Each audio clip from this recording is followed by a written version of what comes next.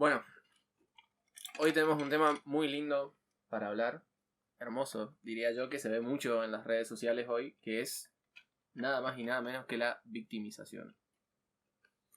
Sí, yo pienso que... pienso que... Bueno, la victimización es un quilombo porque arranca desde un lugar en el que la persona siente que es una suerte de necesidad ubicarse en ese mismo lugar para poder decir algo. Y eso es lo que a mí me preocupa, justamente. El hecho de que el espacio de enunciación se le otorga solo a quien que está en un lugar de dolencia, si se quiere.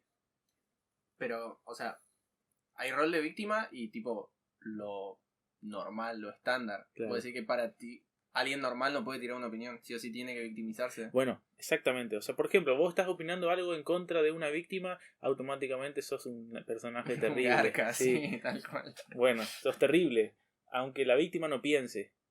Y esto que digo es terrible, porque a mí lo que me interesa es justamente que el pensamiento funcione, el pensamiento crítico, no la estupidez manifiesta que se ve en las redes sociales cuando aparece, por ejemplo, disfrazado de victimización esta especie de falsa modestia, por ejemplo. O sea, el problema de la victimización masiva o que se encuentra dentro de esto que es lo que yo llamo hipotéticamente la cultura de la queja es que se camufla a la verdadera víctima que es auténtica y que sí nos debería interesar a todos y que sí es producto de un sistema que obviamente es desigual. Claro, o sea, entre tantas víctimas nos cuesta definir cuáles son auténticas y cuáles son falsas. Tal cual. Es lo mismo que cuando yo estaba hablando del problema de la empatía la otra vez, funciona en ese sentido como un narcótico, en la medida en que vos, siendo un privilegiado de algún aspecto, en algún aspecto social obviamente, histórico y demás, en la medida en que te pongas en el lugar de la víctima, vas a estar de alguna manera disculpado para poder decir lo que tengas que decir. Así digas algo que es bastante terrible. Es bastante polémico. Sí. Sí, es que pasa que ponerte en un rol de falsa humildad o este rol de víctima es como que escuda tu enunciado, por así decirlo. Es como decir, qué sé yo, digo esto, pero hey, acuérdense que yo soy un buen tipo, que trabajo todos los días, me levanto a las 7 de la mañana. Aliviana la tensión existente, evidente en una sociedad que cada vez es más desigual y demás, en la medida en que propone que la persona que, qué sé yo, en la actividad, en la praxis, es, por ejemplo, un sorete o alguien que es un garca, digámoslo, o un privilegiado, alguien que un capitalista, por ejemplo, que quiere tener empatía con un obrero. Es terrible porque, hablando de la empatía, no da cuenta de la contradicción de clase manifiesta en este sistema capitalista y en el modo de acumulación dominante que tenemos. Ahora, en el caso de la victimización funciona en un sentido parecido, en la medida en que anula el problema inicial. Entonces a mí lo que me preocupa respecto de la sobrevictimización es el hecho de que anula la problematización real, no dice o no permite, mejor dicho, poner a las cosas un nombre real. Y cualquier cosa que dificulte poner a las cosas por su nombre implica una dificultad a la hora de pensar. Entonces a mí me preocupa este problema de la banalización. De pronto, si yo digo, me duele algo, o sea, está de moda de alguna forma quejarse por algo. Bueno, ahí va un poco lo que vos decías, esto de la cultura de la queja. O sea, sí. ¿qué englobaría completamente eso? Claro, por ejemplo, estamos tomando vino. Yo digo, este vino está tibio, este vino es una porquería o lo que fuera. ¿Qué oculto? Oculto que estoy disfrutando de un vino y que lo que estoy haciendo es una suerte de publicidad o propaganda de mi satisfacción personal, pero para poder decirla englobo también una suerte de crítica para algo que obviamente es impotente y es banal y que a nadie le interesa, pero me permite a mí tener una suerte de disculpa para poder decir la estoy pasando bien. Bueno, es como un poco lo del cuento este de la moneda de Charles Baudelaire que citamos bastante. Cuando el amigo le dice al otro que le dio la moneda, pero era falsa. Es decir, yo estoy en un lugar de privilegio acá tomando un vino, pero digo, no, pero el vino está caliente. No, pero el vino es feo. O, che, no conseguí el vino que a mí me gusta. Claro. Es decir, es como le da una calma al otro decir, este está tomando un vino, yo tengo que laburar, no sé. Claro. Que era un poco lo que pasaba en ese cuento que el otro dice que le dio unos centavos y el otro le dio 2 francos, creo que era, o 5 francos. Sí. Entonces el otro dice, no, pero era una moneda falsa.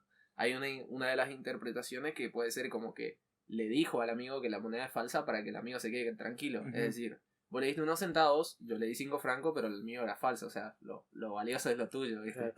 Pero ese es la falsa modestia Sí, también. pero el problema está en el final del cuento.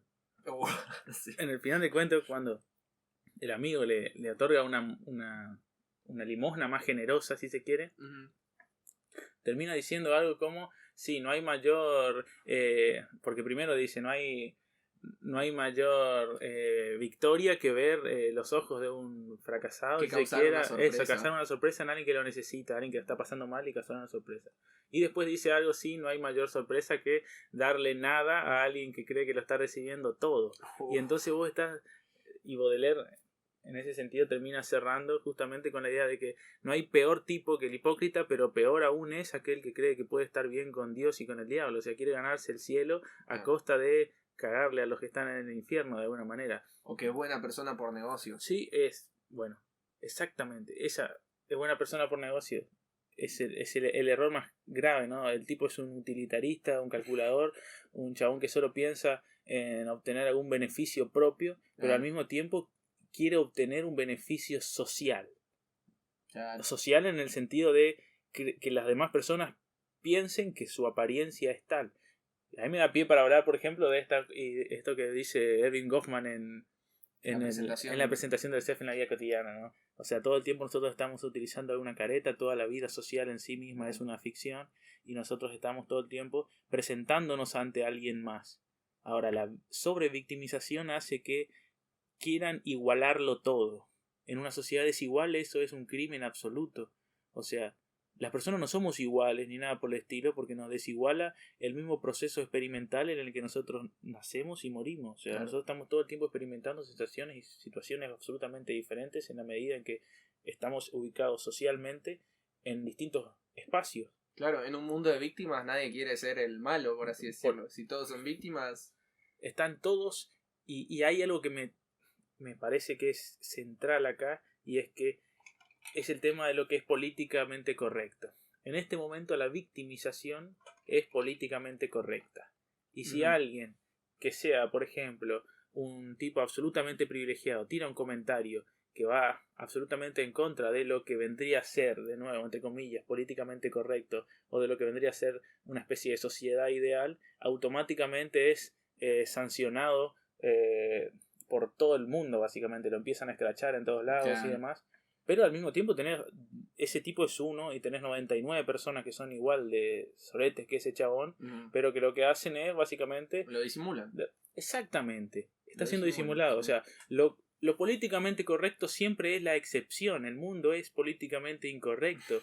El problema es que todos quieren aparentar decir las cosas bien ante un público determinado. Y ahí es donde me interesa esto de nuevo de Erving Goffman y que todo el tiempo nosotros estamos presentando máscaras. Claro. Lo gracioso es que Goffman dice que nosotros tenemos una máscara, ¿no? Ante un público. Por ejemplo, yo tengo una máscara en mi familia. Claro. ¿Sí? En mi familia todos pretenden que yo soy de tal forma y que me entienden de tal manera y creen que yo soy así. Cuando salgo, me voy a la escuela, por ejemplo, los alumnos me tengo que poner otra máscara, tienen una idea mía de un docente de tal característica.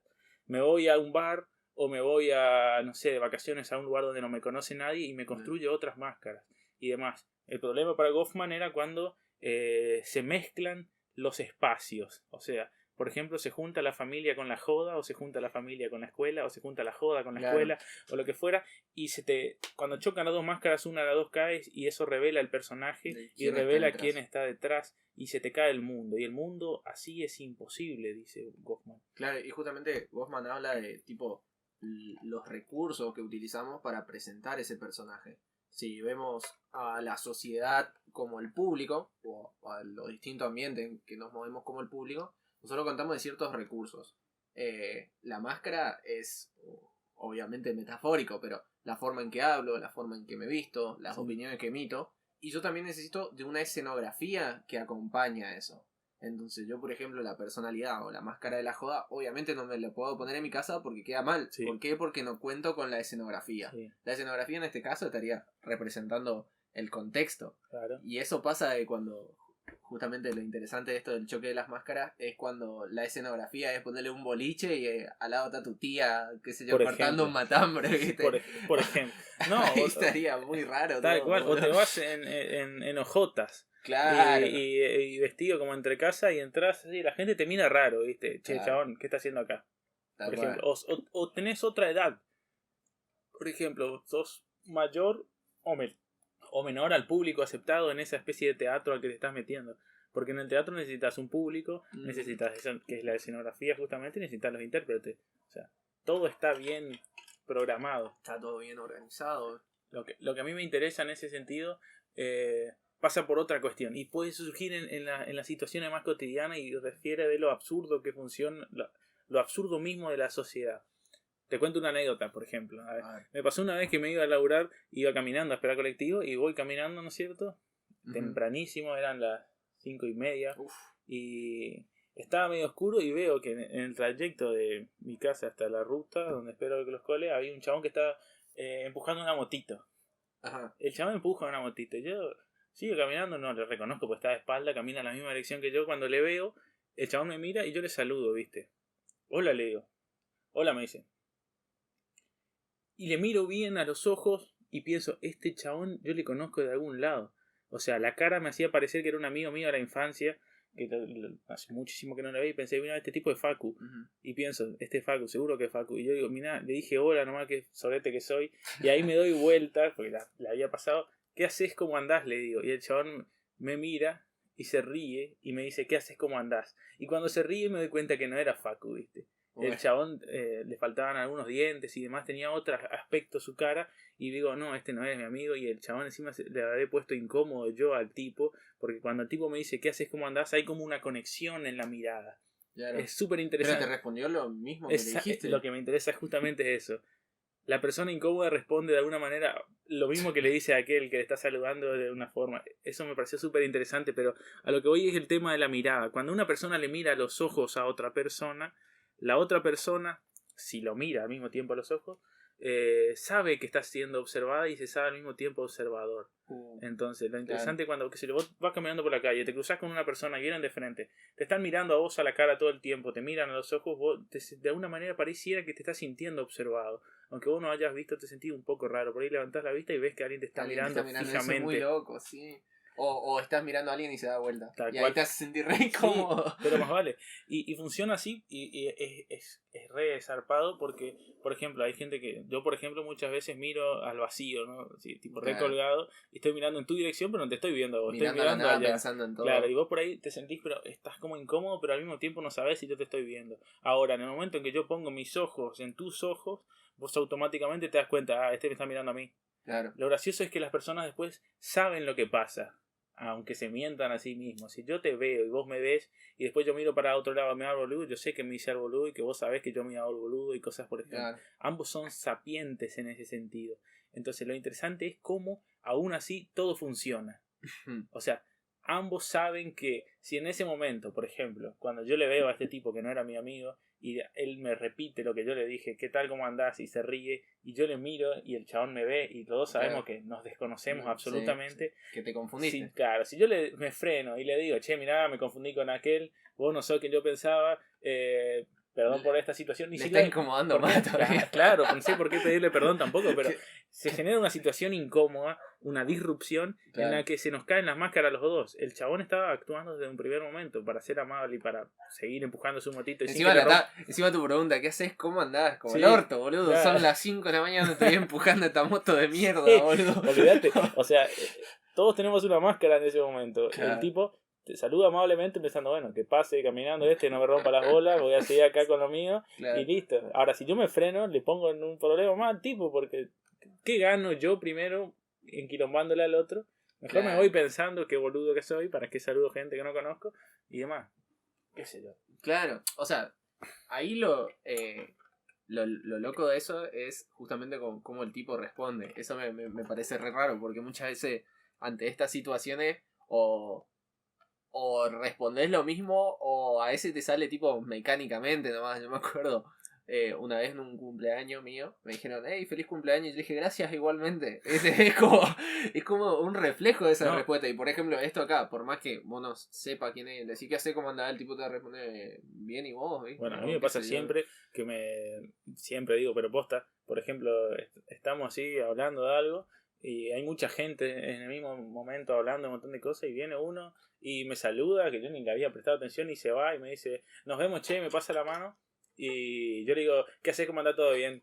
Tipo, el tipo se está despidiendo y yo lo estoy saludando. Porque es un reflejo de que me está pasando la mano para saludarme, ¿viste? Y ni le presto atención al momento en el que el tipo se va. Y el chabón, lo más probable es que siga de largo, no se frena, decirme, disculpame, yo me estoy yendo, vos me estás saludando. Sí. La respuesta correcta sería, nos vemos, hasta luego, no, lo que sea. Pero pasan esas disrupciones. Aparte, vos tenés un mellizo y el privilegio que tenés es que a tu mellizo sí le podés decir, si te dice feliz cumpleaños, le podés decir gracias igualmente. Pues cumple los dos lo mismo día. O sea, tenés ese plus ahí. Sí. En realidad, bueno, anécdotas de mellizo hay un montón ahora, se me ocurren, pero nosotros empezamos hablando de la victimización y nos fuimos por el carajo. Sí. La cuestión es que, lo que quería decir es que el problema es el espacio de enunciación en el sentido en el que lo plantea Mikhail Bakhtin.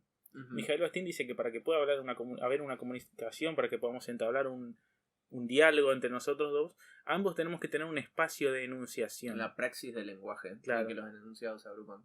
Si vos hablás, pero yo a vos, porque el espacio de enunciación es otorgado por un otro, siempre es dual esta cosa, ¿no? Si vos hablás y yo a vos no te otorgué ese espacio, estás hablando al vacío, básicamente, y yo no te estoy prestando atención. Bueno, entonces, en ese sentido es interesante, y es lo que yo hablaba respecto del problema de la empatía la vez pasada, y quería dar un ejemplo, y es un ejemplo que hice la vez pasada y no lo pude dar, lo voy a dar ahora. Hay un libro de una filósofa india que se llama Gayatri Spivak, que se llama ¿Puede hablar el sujeto subalterno? En el que lo que hace Gayatri Spivak es esto. Ella analiza la anécdota de su tía, que se llama Bhubaneswari Baduri. No sé cómo me acuerdo ese nombre, ¿verdad? No sé tampoco, pero hasta el nombre del libro es complicado. Sí. La tía de Gayatri Spivak se llamaba Bhubaneswari Baduri, tenía 17 años y lo que le pasó fue lo siguiente. En la India funciona lo que se llama el rito sati. El rito sati lo que hace es que las mujeres, de alguna manera, cuando se muere su esposo su pareja, se inmolan en la tumba del marido. O sea, se prenden fuego ahí. Es un rito que obviamente es simbólico. Todos los ritos son simbólicos. Ahora, lo que pasó con Gayatri Spivak es que ella tenía una pareja, un novio, alguien con el que estaba andando, saliendo, lo que fuera. Y eso. Y el tipo era rechazado por su círculo familiar. Ahora, en determinado momento lo que le pasó fue que ella estaba justamente en el periodo, tenía el periodo de menstruación sería, sí. Y en ese momento lo que hace es inmolarse. Se prende fuego. Obviamente su pareja no murió ni nada por el estilo. Ella se prende fuego en ese momento. Y lo que quería hacer, evidentemente, era expresar un discurso político, porque ella pertenecía a una agrupación, a un movimiento político que iba en contra de este rito sati que permitía que las mujeres se maten cuando muere su marido. Entonces, el problema es el siguiente. La familia nunca entendió esto y pensó que ni solo la familia, la sociedad entera pensó que ella se había suicidado producto de que tenía una relación que no era aceptada por su ámbito más cercano. A lo que voy es que, y lo que dice Gayatri Spivak en el libro es básicamente, bueno, en realidad no es así, mi tía jamás se suicidó por eso ni nada por el estilo, por eso eligió justamente ese momento para suicidarse.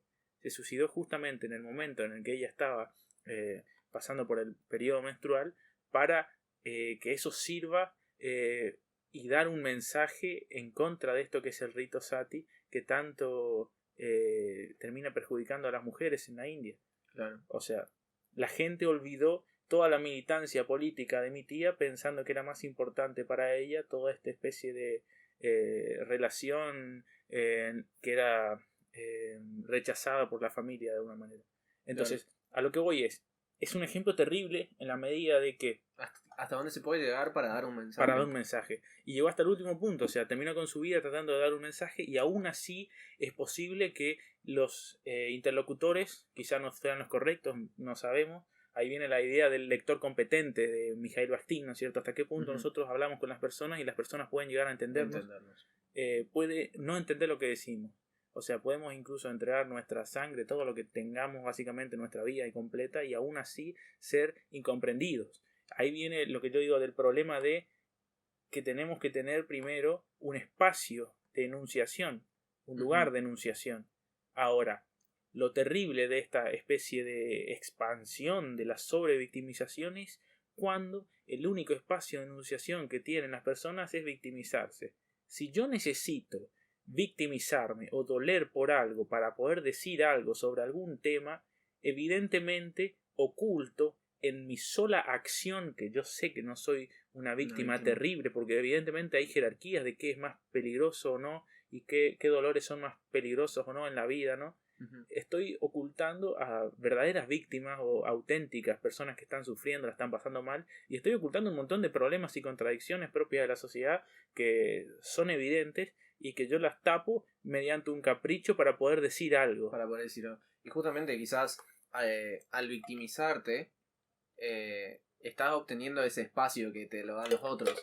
Pero hay gente, las verdaderas víctimas, que ni siquiera se le da ese espacio. O sea, ni siquiera la verdadera víctima ni siquiera puede asumir el rol de víctima para comunicar algo muchas veces. Si es una víctima de alguna manera de un problema jodido, lo más probable es que tenga vergüenza de poder decirlo. Exacto, por eso justamente nosotros estamos captando la atención o utilizando un espacio que es de otro. Y ese otro jamás accede a ese espacio, justamente. A mí lo que me preocupa es cuando esta victimización enmarcada en la suerte de lo que yo llamo hipotéticamente la cultura de la queja, la gente que se queja por todo, es cuando esta queja, que no estaría mal si no fuese una queja impotente.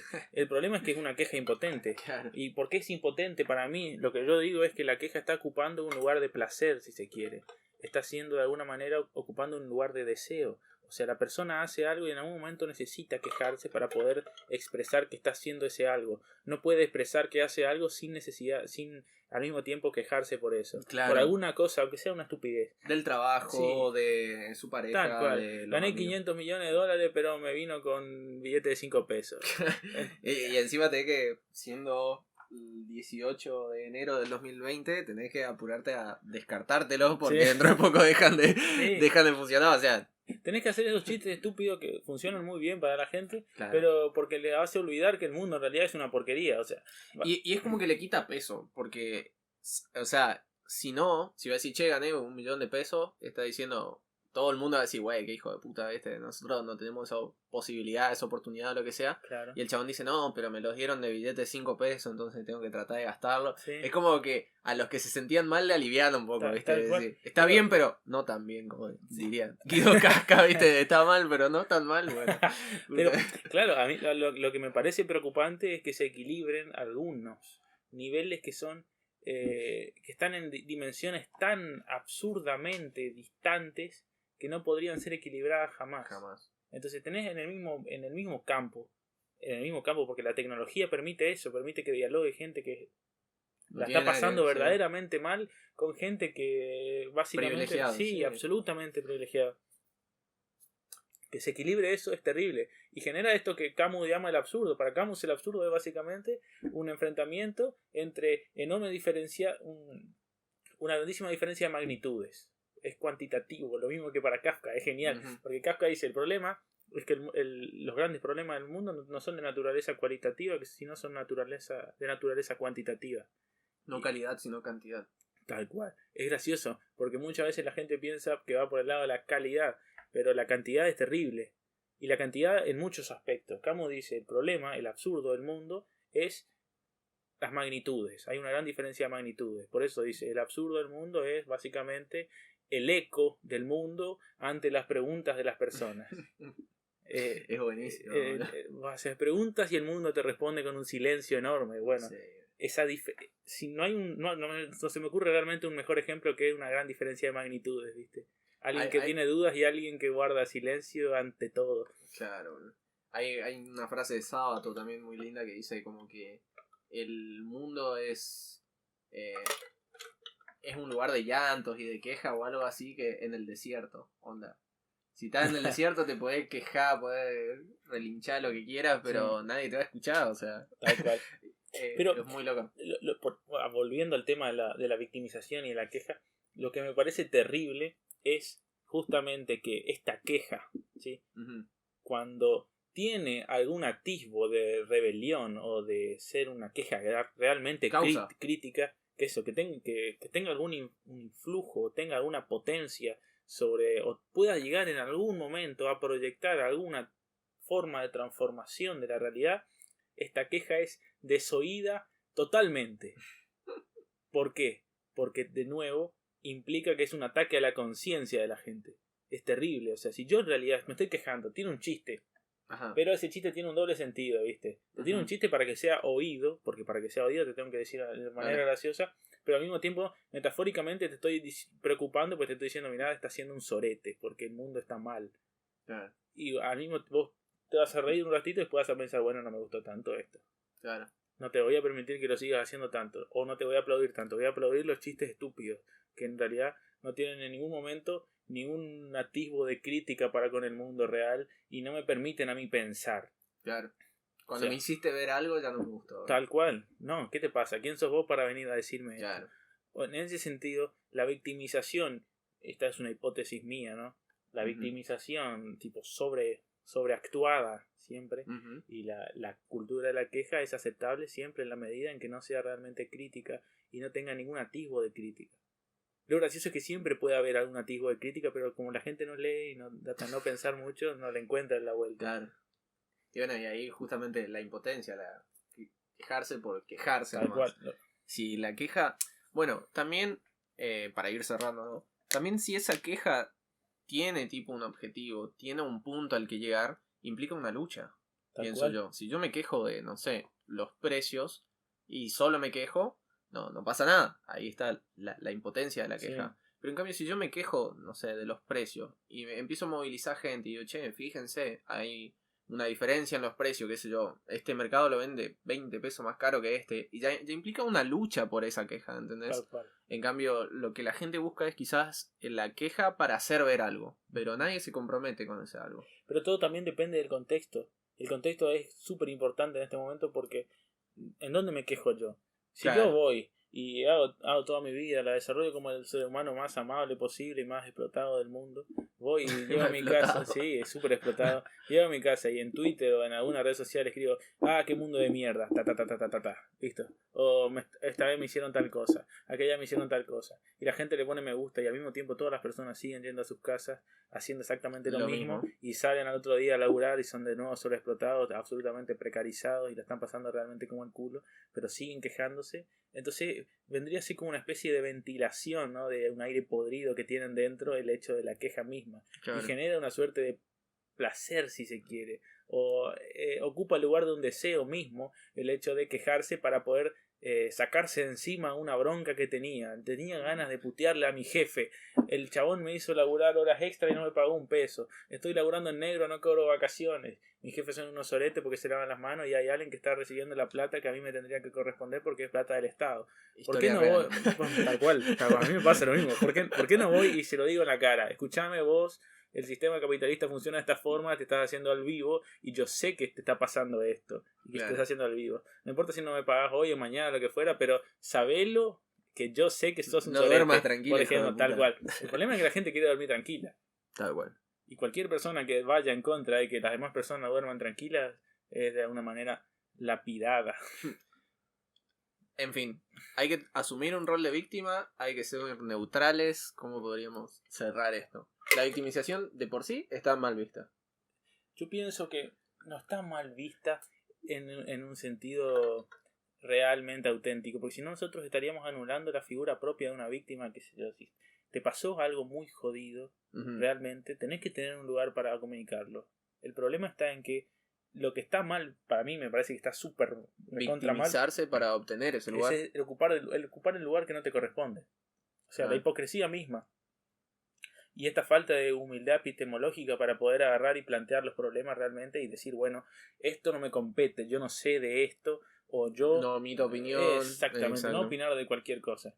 Y bueno, eso me parece que es terrible porque estás taponeando algo que debería ser resuelto. O sea, por lo menos tenés que exponer los problemas, o sea, exponer la realidad, básicamente para que se pueda surgir el planteamiento de los problemas mismos.